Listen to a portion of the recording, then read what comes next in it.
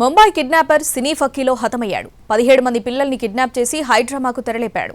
చివరకు పోలీస్ కాల్పుల్లో తీవ్రంగా గాయపడి ట్రీట్మెంట్ తీసుకుంటూ చనిపోయాడు. ఇంతకీ కిడ్నాప్ వెనుక కారణమేంటి? Let's watch. ముంబై పవయి ప్రాంతంలోని ఆర్య యాక్టింగ్ స్టూడియోలో పనిచేస్తున్నాడు రోహిత్ ఆర్య.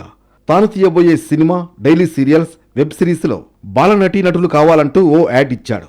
ఆ యాడ్ చూసిన 100 మందికి పైగా చిన్నారులు ముంబైలో ఉన్న ప్రముఖ నివాస ప్రాంతం పవయి ఆర్య స్టూడియోకొచ్చారు. వీరిలో 80 మంది వరకు చిన్నారుల్ని బయటకు పంపించిన అతను 20 మందిని మాత్రం స్టూడియో నుంచి వెళ్లకుండా అక్కడే బంధించాడు. వీరి వయస్సు 15 ఏళ్లలోపే ఉంటుంది. భయాందోళన చెందిన పిల్లలు స్టూడియో కిటికీల నుంచి సాయం కోసం అరిచారు.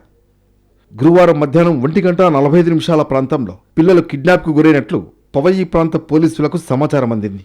వెంటనే పోలీసులు సంఘటనా స్థలానికి చేరుకున్నారు.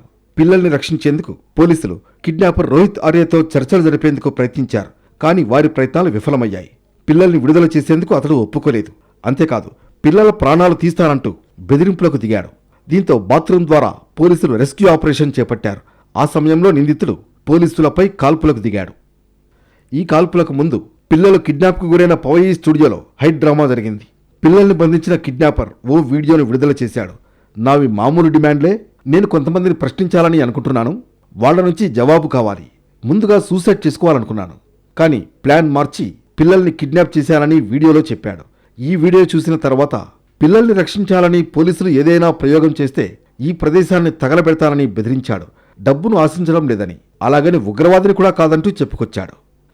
అలర్ట్ అయిన పోలీసులు రోహిత్ చెర నుంచి పిల్లల్ని రక్షించేందుకు రెస్క్యూ ఆపరేషన్ నిర్వహించారు. స్టూడియో బాత్రూం నుంచి లోపలికి ప్రవేశించింది రెస్క్యూ టీం.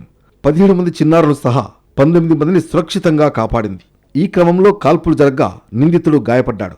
తర్వాత అతన్ని ఆసుపత్రికి తరలించగా చికిత్స పొందుతూ మృతి చెందాడు. ఈ ఆపరేషన్కు 35 నిమిషాల సమయం పట్టింది. 8 మంది కమాండోలు పాల్గొన్నారు. రోహిత్ ఆర్య ఎవరు? పిల్లల్ని ఎందుకు కిడ్నాప్ చేశాడు?